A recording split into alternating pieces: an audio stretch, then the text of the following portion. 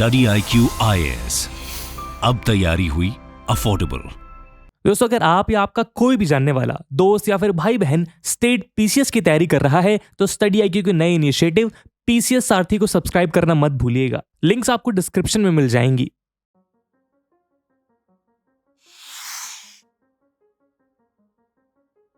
दोस्तों, इंडिपेंडेंस के बाद इंडिया की 70% पॉपुलेशन पॉवर्टी का सामना कर रही थी। ब्रिटिशर्स इंडिया को उस हालात में छोड़कर गए थे कि अपनी गरीब जनता के लिए 2 वक्त की रोटी का इंतजाम करना भी सरकार के लिए मुश्किल था। साथ ही उन दिनों इंडिया की लिटरेसी रेट यानी देश में पढ़े लिखों की संख्या कुल आबादी का महज 12% थी। लेकिन आश्चर्य करने वाली बात यह है कि ऐसी हालात के बावजूद इंडिया ने तारों तक पहुंचने का सपना देखा, और ना सिर्फ सपना देखा बल्कि इंडिया ने इस सपने को पूरा करने के पर्पस से ईयर 1962 में Indian national committee for space research establish किया, जो कि 1969 में इंडियन स्पेस रिसर्च ऑर्गेनाइजेशन यानी कि आज के इसरो द्वारा रिप्लेस किया गया।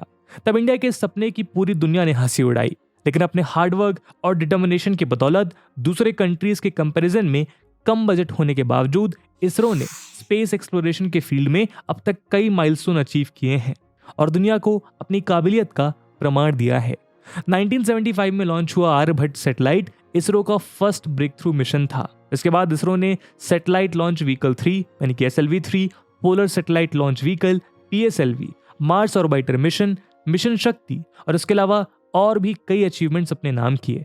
हालांकि इतने सक्सेसफुल मिशंस के बाद भी वेस्टर्न कंट्रीज इसरो के अचीवमेंट्स को इनफ रिकॉग्नाइज नहीं करती हैं और ऑफनली डाउनप्ले करने की कोशिश करती हैं। हालांकि हमें उससे कुछ मतलब नहीं होना चाहिए।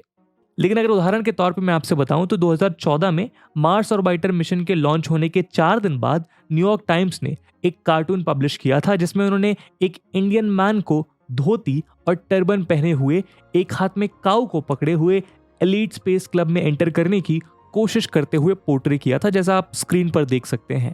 बाद में ग्लोबली लोगों द्वारा क्रिटिसाइज किए जाने के बाद न्यूयॉर्क टाइम्स ने फेसबुक पोस्ट के जरिए अपॉलजी मांगी। 2014 में मार्शियन ऑर्बिट में एंटर करने वाला इंडिया वर्ल्ड का 4th कंट्री बना और फर्स्ट अटेम्प्ट में ही सक्सेसफुल होने वाला वर्ल्ड का फर्स्ट कंट्री। अब मून और मार्स के बाद इसरो ने सोलर एक्सप्लोरेशन के लिए एक मिशन लॉन्च करने का प्लान किया है और उस मिशन का नाम है आदित्य L1 मिशन।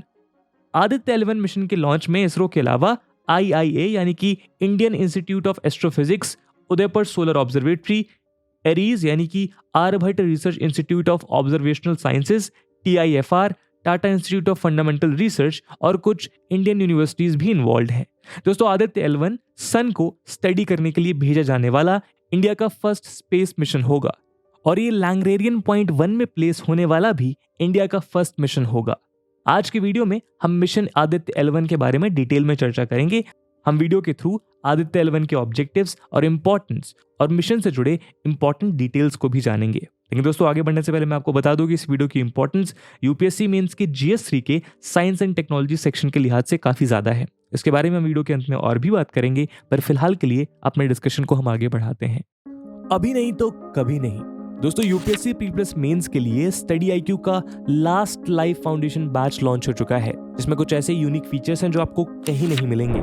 900+ आवर्स का लाइव कंटेंट, यूपीएससी के आयरन गेट यानी प्रीलिम्स में आपको परिपक्व करने के लिए प्रीलिम्स के प्रैक्टिस क्वेश्चंस दिए जाएंगे, आपके मेंस के आंसर में डिफरेंट डायमेंशंस ऐड करने के लिए और आपके सोचने के तरीके में डिफरेंट पर्सपेक्टिव्स ऐड करने के लिए मेंस की आंसर राइटिंग प्रैक्टिस करवाई जाएगी और आपके डाउट्स को किसी भी समय क्लियर करने के लिए आपको एक गेम चेंजिंग फीचर मिलेगा, जो है 1-to-1 मेंटोरशिप, जिसके अंतर्गत आपको एक मेंटोर अलॉट किए जाएंगे, जिनके साथ आप एकेडमिक और नॉन एकेडमिक डाउट्स कभी भी क्लियर कर सकते हैं। और रेगुलर बेसिस पे फॉर्मर एंड वर्किंग ब्यूरोक्रेट्स के साथ ग्रुप मेंटोरशिप भी इन बैचेस का इंपॉर्टेंट फीचर है।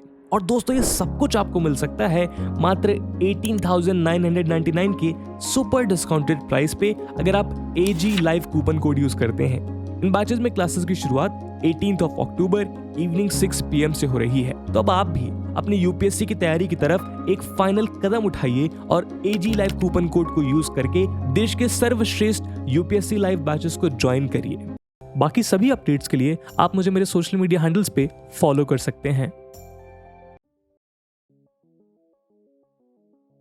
दोस्तों सबसे पहले हम आपको बताना चाहेंगे कि आदित्य L1 मिशन का नाम संस्कृत वर्ड आदित्य पर रखा गया, जिसका मीनिंग होता है सन यानी कि सूर्य।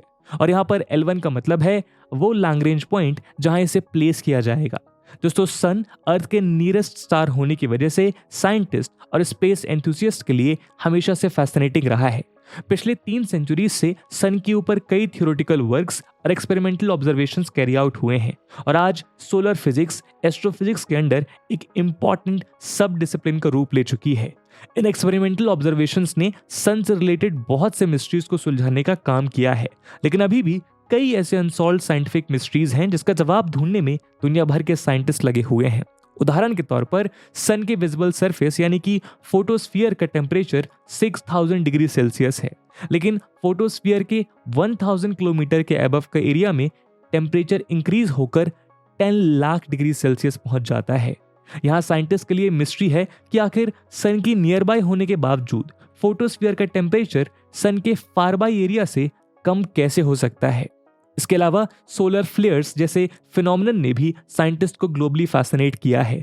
इन्हीं सारे सवालों का जवाब ढूंढने की कोशिश में इसरो ने आदित्य L1 मिशन को लॉन्च करने का प्लान बनाया है। इनिशियली जब 2008 में इसरो ने पहली बार अनाउंस किया था तब आदित्य L1 मिशन का नाम आदित्य 1 था। आदित्य 1 का ऑब्जेक्टिव सिर्फ सन के कोरोना को स्टडी करना था। आदित्य 1 को एक 400 kg के सैटेलाइट के रूप में कंसीव किया गया था, जो कि विजिबल एमिशन लाइन कोरोनाग्राफ यानी कि VLC नाम के एक पेलोड को कैरी करता हुआ लोअर अर्थ ऑर्बिट में स्टैब्लिश हो जाता।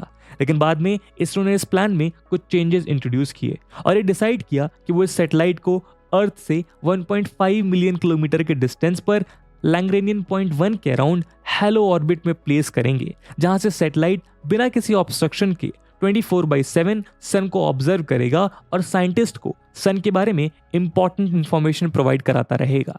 और इसी वजह से आदित्य 1 मिशन का नाम बदलकर आदित्य L1 रख दिया गया। आदित्य L1 मिशन सन के कोरोना, क्रोमोस्फीयर और फोटोस्फीयर को स्टडी करने के अलावा सोलर एरप्शंस और सोलर सरफेस के मैग्नेटिक फील्ड स्ट्रेंथ में वेरिएशंस को भी स्टडी करेगा। अभी एक ऐसा सैटेलाइट होगा जो एक पेलोड की बजाय 7 पेलोड्स कैरी करेगा, जिसके बारे में हम वीडियो के अगले पार्ट में डिटेल में चर्चा करेंगे। फिलहाल आइए हम आदित्य L1 मिशन के ऑब्जेक्टिव्स को थोड़ा और डिटेल में जानते हैं। दोस्तों Aditya L1 mission coronal heating के पीछे के मिस्टीरियस रीजंस को समझने में हेल्प करेगा। ये सैटेलाइट सन के डिफरेंट लेयर्स का साइमल्टेनियस इमेजेस कैप्चर करेगा, जिससे कि ये पता चल सकता है कि आखिर डिफरेंट लेयर्स के बीच एनर्जी का चैनलाइजेशन या ट्रांसफर कैसे अकर होता है। और इससे साइंटिस्ट ये समझ सकेंगे कि आखिर सन के अपर एटमॉस्फेयर का टेम्परेचर 1 लाख डिग्री सेल्सियस क्यों है, जबकि सन की लोअर एटमॉस्फेयर का टेम्परेचर सिर्फ 6000 डिग्री सेल्सियस ही है। इसके अलावा ये कोरोनल मास इजेक्शंस यानी कि CMEs की मिस्ट्री को भी सॉल्व करने की कोशिश करेगा, जो कि इंटरप्लैनेटरी स्पेस में लार्ज अमाउंट में पार्टिकुलेट मैटर और एनर्जी रिलीज करता है, जिसके डायरेक्ट इम्पैक्ट स्पेस वेदर पर भी देखने को मिलते हैं। इन सब के अलावा इस मिशन के थ्रू साइंटिस्ट सोलर एरप्शंस को भी ज्यादा बेहतर तरीके से समझेंगे, जो टेरेस्ट्रियल पावर और कम्युनिकेशन सिस्टम को प्रोटेक्ट करने के न्यू वेज फाइंड आउट करने में मदद करेगा। तो दोस्तों इस तरीके से आदित्य L1 मिशन साइंटिस्ट को सन के डायनेमिकल प्रोसेसेस को समझने में हेल्प करेगा और सोलर फिजिक्स और हीलियोफिजिक्स के कुछ मेजर मिस्ट्रीज और प्रॉब्लम्स को सॉल्व करेगा। चलिए अब हम वीडियो के अगले सेक्शन में आदित्य L1 मिशन के पेलोड्स के बारे में बात करेंगे। दोस्तों आदित्य L1 मिशन में टोटल 7 पेलोड्स यूज्ड होंगे, जो कि इसरो द्वारा दूसरे इंस्टीट्यूशन के कोलैबोरेशन में डेवलप किए गए हैं।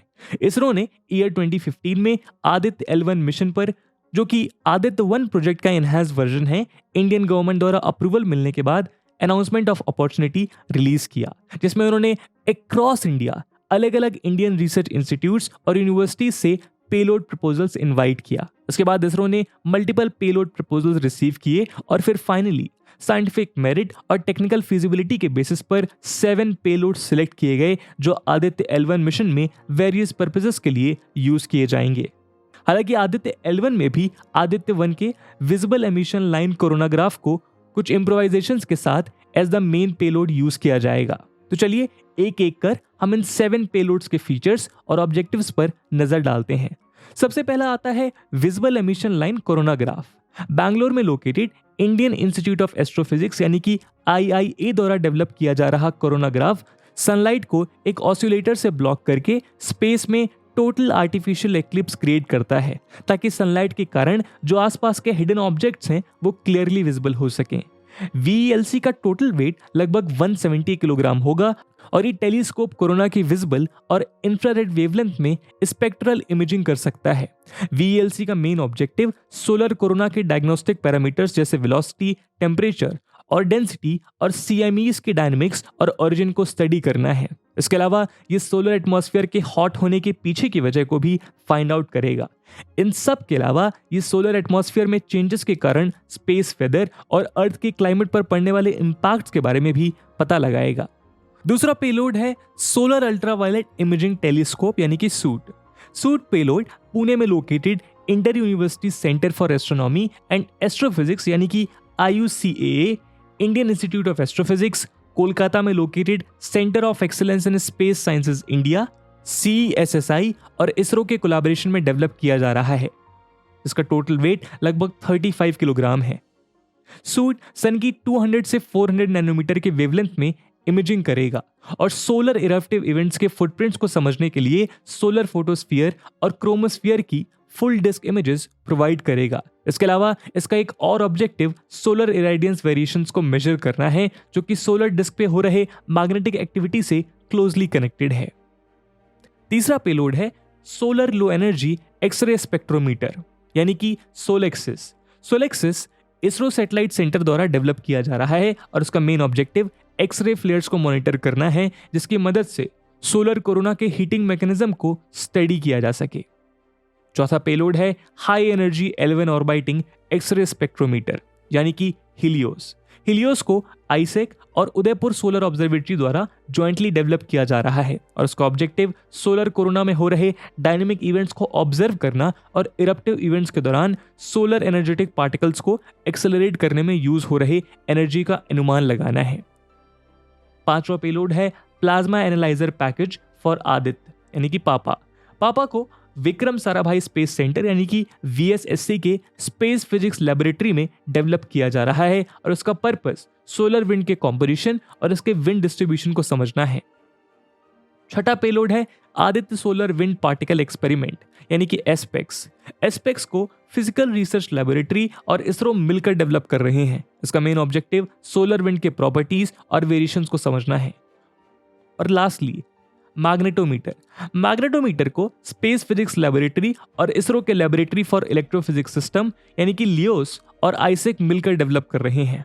इसका ऑब्जेक्टिव है इंटरप्लेनेटरी मैग्नेटिक फील्ड के मैग्नीट्यूड को मेजर करना। तो दोस्तों, ये है आदित्य L1 मिशन के 7 पेलोड्स और इन पेलोड्स के मेन ऑब्जेक्टिव्स के अलावा इनका कंबाइंड ऑब्जर्वेशन सोलर एटमॉस्फेयर से रिलेटेड दूसरे इंपॉर्टेंट रिलेवेशंस भी प्रोड्यूस कर सकता है।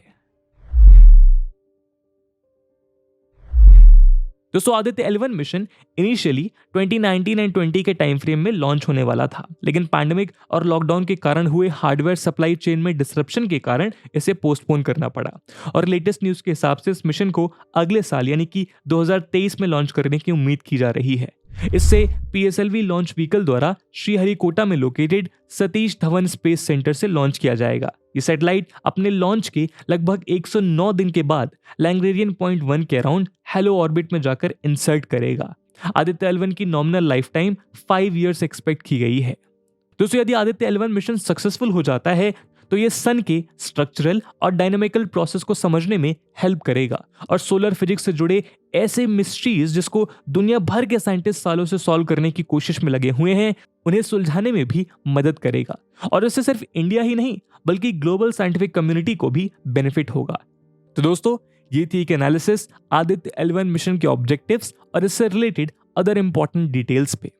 और जैसा कि हमने वीडियो के पहले भाग में आपसे बताया था कि इस वीडियो की इंपॉर्टेंस यूपीएससी मेंस और प्रीलिम्स दोनों के लिहाज से काफी ज्यादा है और उसी इंपॉर्टेंस को देखते हुए एक सवाल हम आपके लिए छोड़कर जा रहे हैं जिसको आपको कमेंट सेक्शन में आंसर करना है। And the question is, discuss the role played by ISRO in the development of India as a space power. And with this question my friends, that's it for the video. I hope आपको video पसंद आया होगा और अगर पसंद आया है तो अपने दोस्तों के साथ शेयर करना मत भूलिएगा। हम मिलते हैं अगले वीडियो में, तब तक के लिए जय हिंद, जय भारत। स्टडी IQ IAS, अब तैयारी हुई अफोर्डेबल।